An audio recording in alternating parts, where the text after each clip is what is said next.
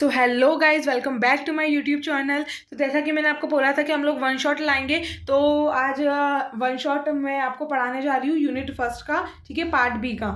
तो हम लोग फटाफट से, हम लोग वन शॉट है तो हम लोग फटाफट से इसको मैं कंप्लीट करने का ट्राई करूँगी विद इन 10 to 15 मिनट्स, ठीक है। तो हम लोग without any further delay start करते हैं। तो देखो, पहला टॉपिक है शतकर्मा। तो शतकर्मा क्या होता है? तो शतकर्मा देखो, दो वर्ड्स के कॉम्बिनेशन से मिलके बना है, एक शत और कर्मा, ठीक है। शत का मतलब क्या होता है? 6, और कर्मा का मतलब होता है एक्शन करना। इनको हम लोग शतक्रियास और शुद्धि क्रियास भी बोलते हैं। तो ये क्यों करते हैं हम लोग? ताकि हमारा जो इंटरनल क्लीनिंग के लिए, हम जो इनर ऑर्गन्स होते हैं ना, इंटरनल ऑर्गन्स, उनको क्लीन करने के लिए काम आता है। जैसे रेस्पिरेटरी सिस्टम, डाइजेस्टिव सिस्टम, ये सबको क्लीन करने के लिए हम लोग इसको यूज करते हैं। और इसका नाम क्योंकि ये 16 नंबर होते हैं ना, इसलिए इनका नाम शतकर्मा रखा गया है।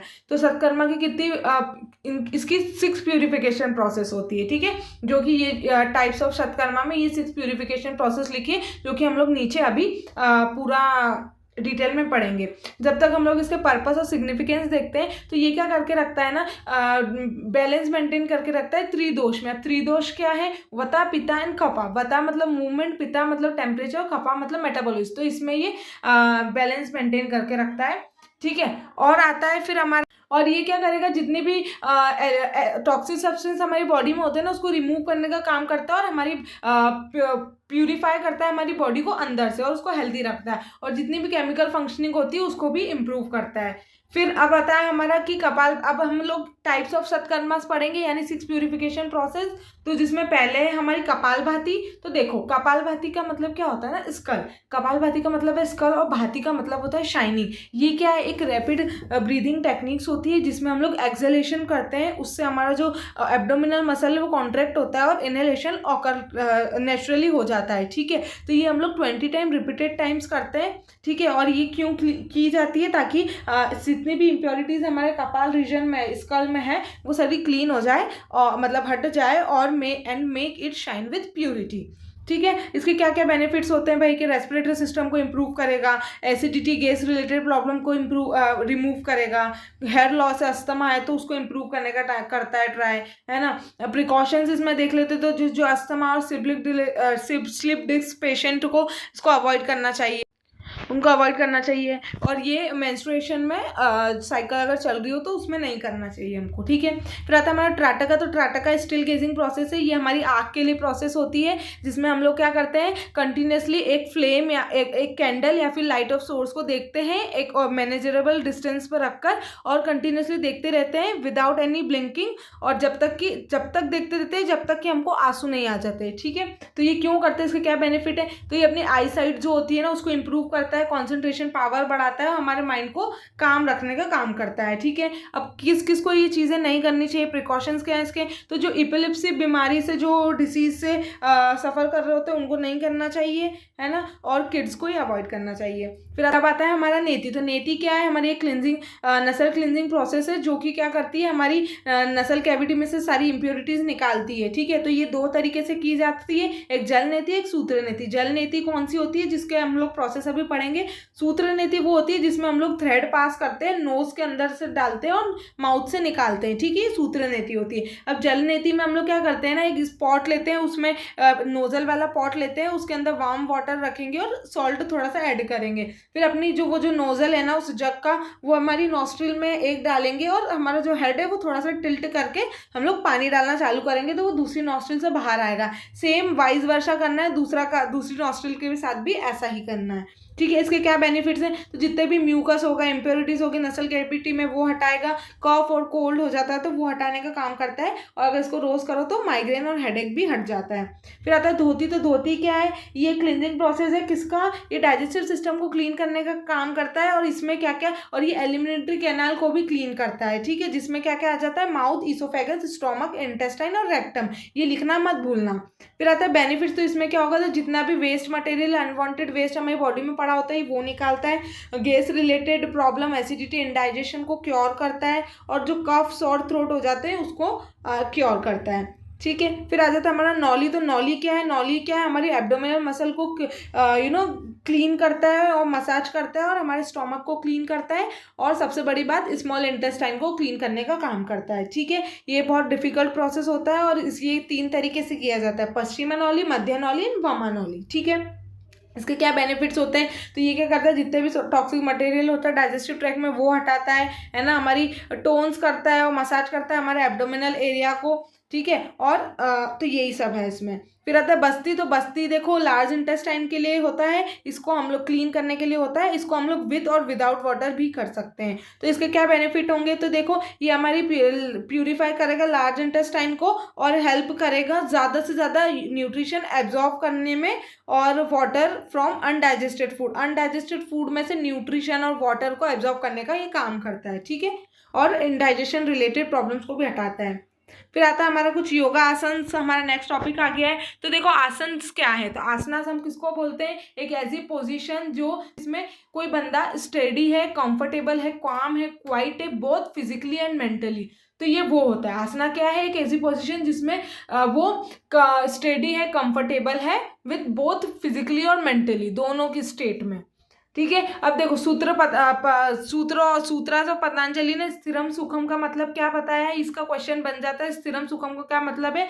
वैसी पोजीशन जो कि कंफर्टेबल और स्टडी होती है। ठीक है, अभी कुछ ऐसा बताया गया है कि 3 कंडीशन जिसमें हमारी बॉडी हेल्दी रहे। तो देखो effective removal of waste product, आपका डाइजेशन सही है तो आप हेल्दी हो। ठीक है, प्रॉपर फंक्शनिंग हो रही है नर्व की, नर्व कनेक्शंस की। ठीक है, और अगर constant supply constant supply of nutrition का कांस्टेंट सप्लाई हमारी एंडोक्राइन ग्लैंड और टिश्यू में होना चाहिए, तो उसमें भी हेल्दी में कंसिडर किया जाता है।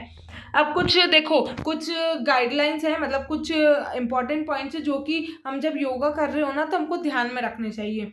तो ऐसा है कि देखो हमेशा योगा जो है हमें एक एक्सपीरियंस टीचर के अंडर में परफॉर्म करना चाहिए। ठीक है, और हम कभी भी हमको उसको जग्स ऐसे झटके से नहीं करना चाहिए, स्लोली स्टेप बाय स्टेप हमको चीज़ें करनी चाहिए। और प्लेस क्लीन होनी चाहिए, वेल वेंटिलेटेड होनी चाहिए, और हमें कभी भी नोज से ब्रीथ नहीं लेना, नोज से ब्रीथ लेना, माउथ से ब्रीथ नहीं लेना है। ठीक है, और कभी भी योगा हमारी बियॉन्ड कैपेसिटी नहीं करना चाहिए, यानी हमसे जितना हो रहा है उतना ही करना चाहिए, फोर्सफुली कुछ भी नहीं करना चाहिए। ठीक है, और जैसे ही हमारा शतकर्मा और ये सब प्रोसीजर है, जैसे ही शतकर्मा खत्म हुआ फिर हम लोग आसन्स करते हैं, आसनास करते हैं, फिर हम लोग क्या करते हैं, प्राणायाम पे जाते हैं। ठीक है, अब इसमें कुछ एस्पेक्ट बता रखे हैं जो इसमें हम लोगों को फॉलो करने चाहिए, ध्यान रखना चाहिए। तो देखो आसना कब करना चाहिए, इसका टाइम दे रखा है। आसना हमेशा मॉर्निंग में करना चाहिए। ठीक है, और जब आपने लंच किया तो उसके 4 घंटे बाद तक कोई भी आसन, मुद्रा, प्राणायाम कुछ भी नहीं परफॉर्म करना चाहिए हमको। ठीक है,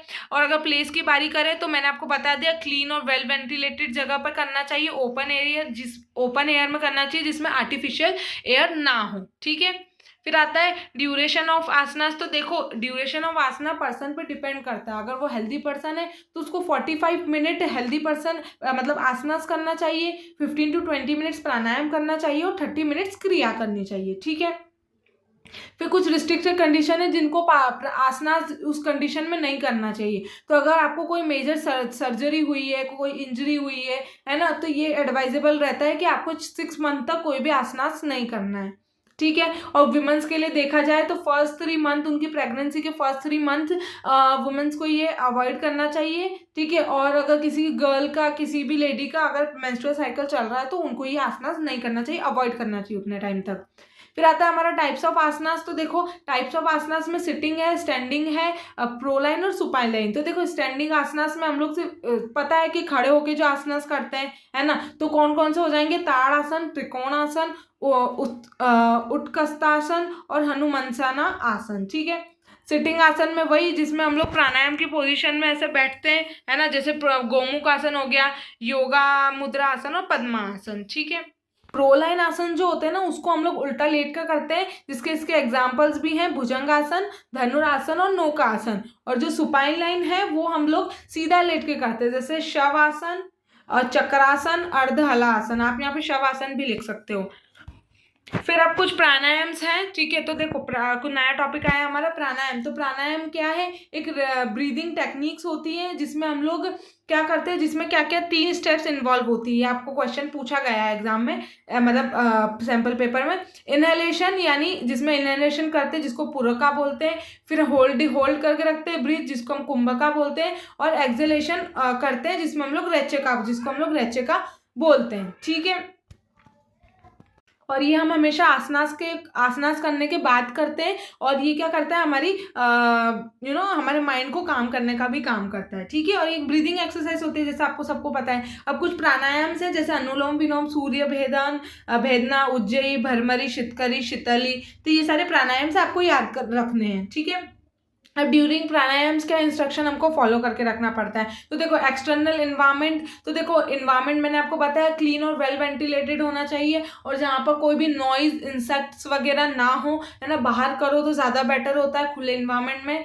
फिर आता है राइट सीजन, कब का राइट सीजन, वैसे तो कर सकते हो हर सीजन, लेकिन सबसे बेस्ट सीजन क्या होता है, तो स्प्रिंग और ऑटम सीजन में करने चाहिए। राइट टाइम हमेशा as you all know morning में करना चाहिए। सिटिंग यानी आपको प्राणायाम शुड भी कैसे, जिसमें सॉफ्ट और थिक कंफर्टेबल सीट पे करना चाहिए, जो फ्लैट हो, सॉफ्ट हो, ठीक है।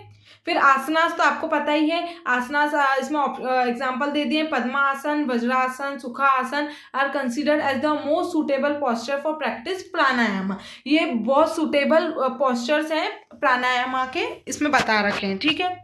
फिर आता है हमारा मेडिटेशन। तो मेडिटेशन क्या है, ध्यान करना, है ना। ध्यान करना, किसी चीज़ पे फोकस करना, है ना। तो ये क्या करता है, हमारी क्वालिटी लाइफ को इम्प्रूव करता है, हमारा स्ट्रेस हटाता है ना। इस चीज़ के लिए करते हैं हम लोग। कंसंट्रेशन पावर बूस्ट करता है, हमारा जो पेशेंस लेवल है वो बढ़ाता है, और फोकस बढ़ाता है ना। तो ये होता है मेडिटेशन। फिर हमारा टाइप्स ऑफ मेडिटेशन। तो देखो टाइप्स ऑफ मेडिटेशन में पहला है माइंडफुल मेडिटेशन। तो इसमें क्या होता है ना, हम लोग मेडिटेशन तो करते हैं, लेकिन हम लोग मेडिटेशन कैसे करते हैं, हम लोग पूरा अवेयर होते हैं साउंड से। जितनी भी साउंड हमारे आसपास चल रहा है, जितना भी एक्टिविटीज़ हमारे आसपास चल रही हैं, तो हम उस पर फोकस करते हैं, ठीक है। ये एक फ्लो टाइप मेडिटेशन होता है जिसमें हमारा जो माइंड है वो एक थॉट से दूसरे थॉट्स पे जाता है, ठीक है। फिर आता है स्पिरिचुअल मेडिटेशन। तो ये वाला भगवान से रिलेटेड होता है, ठीक है, जिसमें हम लोग ट्राई करते हैं कि ये बेस्ड किस पे बेस्ड है, ये कम्युनिकेटिंग विद गॉड। यहाँ पे हम लोग गॉड से कम्युनिकेट करने का ट्राई करते हैं, ठीक है, स्पिरिचुअल मेडिटेशन में। फिर आता है फोकस मेडिटेशन। तो फोकस्ड नाम से समझ आ रहा है, यानी एक ही ऑब्जेक्ट, एक किसी मंत्र पे, पॉइंट पे, थॉट पे फोकस करके रखना, है ना, किसी ऑब्जेक्ट पे फोकस करके रखना। फिर आता है मूवमेंट मेडिटेशन। तो मूवमेंट मेडिटेशन में हम लोग फोकस किस पे करते हैं, रिपीटेटिव मूवमेंट्स में, हमारी बॉडी में जितने भी हम मूवमेंट्स कर रहे हैं उस पर फोकस करते हैं। फॉर एन एग्जांपल अगर हम देखें कि अपना लेफ्ट हैंड जो है वो स्लोली सर्कुलर मोशन में हिल रहा है ना, मतलब मूव हो रहा है, तो वो फोकस कर रहा है उस चीज़ पे, तो ये वो वाला मेडिटेशन होता है। फिर आता है मंत्र मेडिटेशन। तो मंत्र मेडिटेशन में हम लोग ओम चैंटिंग करते हैं, है ना, और मतलब हम लोग उस साउंड पे ओम यूजुअली यूज़ करते हैं, तो उस साउंड पे फोकस्ड करते हैं, ठीक है, कंसंट्रेशन बढ़ाने के लिए। फिर आता कुछ बेनिफिट्स हैं मेडिटेशन के। तो देखो एंग्जाइटी डिप्रेशन हटाता है ना, और गॉड को, मतलब गॉड की तरफ हमको ले जाता है ना। हम लोग मतलब कोई मेडिटेशन करता है ना तो उसकी स्पिरिचुअलिटी बढ़ती जाती है गॉड के प्रति, ठीक है। और जो भी पेन होता है जैसे हेडेक, जॉइंट पेन, ये हटाता है, स्ट्रेस हटाने का काम करता है ना, माइंड को काम कर देता है, कॉन्सेंट्रेशन पावर बढ़ाता है। तो ये सारी चीज़ें आप आपके मन से भी लिख सकते हो। फिर क्या क्या करियर अपॉर्चुनिटीज़ हैं योगा में, तो योगा टीचर बन सकते हो, योगा इंस्ट्रक्टर बन सकते हो, योगा थेरेपिस्ट बन सकते हो, है ना, और रिसोर्स ऑफिस इन योगा भी आप लोग कर सकते हो। तो ठीक है, हम लोगों का ये वन शॉट था। अब वीडियो यहीं पे एंड होता है। हम लोगों ने 14 मिनट के अंदर ही हम लोगों ने ये वीडियो ख़त्म कर दिया है। अब हम लोग नेक्स्ट वीडियो में मिलेंगे। जब तक के लिए do not forget to like, share and subscribe to my channel.